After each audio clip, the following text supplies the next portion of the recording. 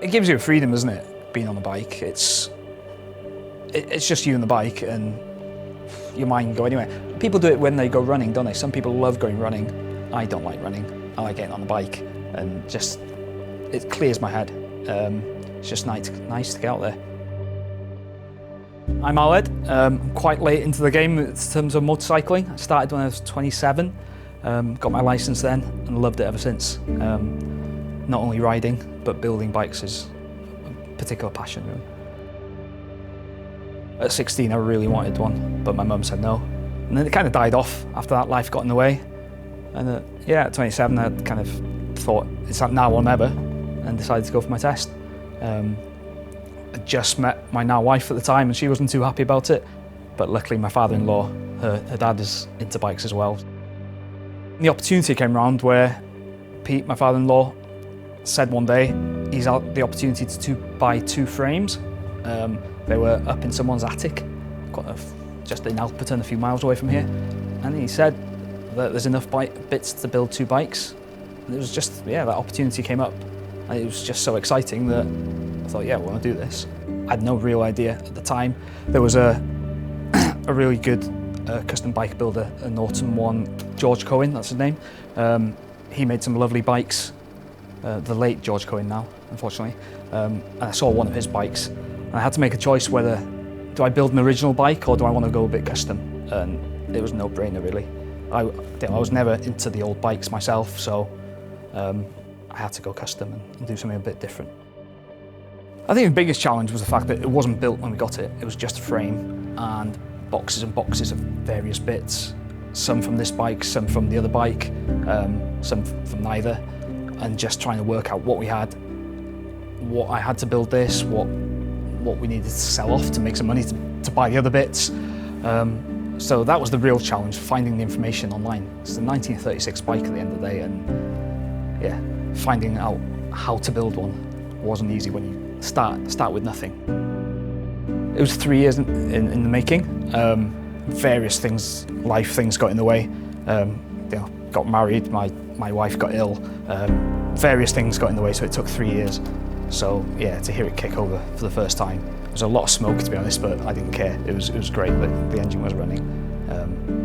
I just rode it down the road and back outside my father-in-law's house, because it was built in his workshop.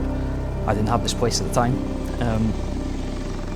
Yeah, it was just a fantastic feeling. Yeah. I actually, bonded really well with Pete. Just being able to be in the workshop. We were there till midnight, many a night, just trying to get little bits done, and just bonding. And that relationship, we've been on holiday together. We go to France every now and then on bikes, just to be part of a biking community through him and his friends.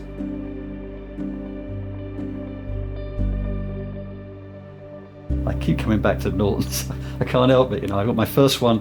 I've had 4 Commandos, 3 Dominators, and 1 Jubilee, which I don't want to talk about. But to ride them, and I've had I think 30 bikes since I was 16 when I got my first motorbike, and I'm 72 now, so I can still kick over the Commando, which is the most important thing to me. I just love riding that Commando, and the idea that after I built this one that's outside. And when I rode it, it was just as I remembered the earlier ones. The first one I bought in 1971. I thought I might have rose-tinted glasses, sort of, but it wasn't like that at all. This bike just rode as well. It gave me this massive smile on my face that I've ever had. The throttle, when you turn it off, you get a little burble back. I remembered all of that from way back. The wedding day was terrific, and one of his mates hid the keys. And I was really nervous that the bike wouldn't start. First kick, it always starts first kick. But he was worried that this Norton wasn't going to go, and everybody in the whole chapel was watching this ceremony of him starting the bike. And this guy, rugby player he was about 6 foot tall, really big guy. He said, "I've got the keys." I thought, "Oh, please, just get the keys back. Don't do this to him." And anyway, he got the keys back, and we started first kick. And he and my daughter drove off up the hill on the bike to the reception area, and it was fantastic. Yeah, it was great, yeah. Really, I was building this bike at the time, wanted to get this ready, shove a back seat on it somehow, but it wasn't quite ready in time. But we had this bike, which we now know as the wedding bike, the Dominator, wasn't it? At Al and my daughter's wedding, I brought the subject up then that all of the people in the room had helped my daughter through the breast cancer, but the bikes had also helped us through the breast cancer, my daughter's issues with the breast cancer. Yeah. When we were working so late and we had come across stumbling blocks, problems, you got to overcome, the crankshaft shaft doesn't line up with the crankshaft, so all of these things don't line up with each other, so you've got to work out how to get those sorted and do them. But you concentrate on that, and then for those few hours that we're working on the bikes, and whichever bike we're working on, Al's or mine, you forget the problems, what's happening in the house with your daughter, Al's fiance. It just disappeared, and that, I think, got us a lot closer together. And while we were building the bike, I remember saying, well, this bike's going to be a bit special, and it just felt like it was evolving into something much better than I ever thought it would. It was Al's vision, the bike. I gave him the bit, did a deal with him. You marry my daughter, you've never kids. That didn't really. My daughter was great. She saw what was happening. I think she realised that we needed this. We weren't just being selfish. I've been a bit selfish, but I think she appreciated it as well. And we spent a lot of time together, and I got to, have time with her through the operations and the recoveries. And it was a really bad time, but it had some good bits in it. And the fact that she's recovered, so well, yeah, is a massive bonus. Probably why I can talk about it now. The fact that she has recovered so well. Yeah, it was just a few months after getting the bits, wasn't it, that we found out.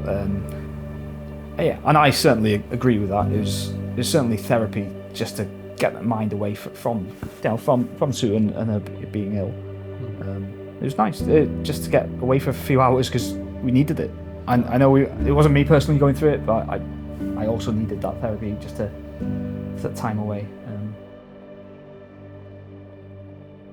And I don't intend stopping, really. As long as I keep riding them, it's the main thing. Just brings so much enjoyment out of riding a bike. We might get some long rides in, but we'll continue to do our Sunday rides. Good weather Sunday rides, usually. Yeah, definitely.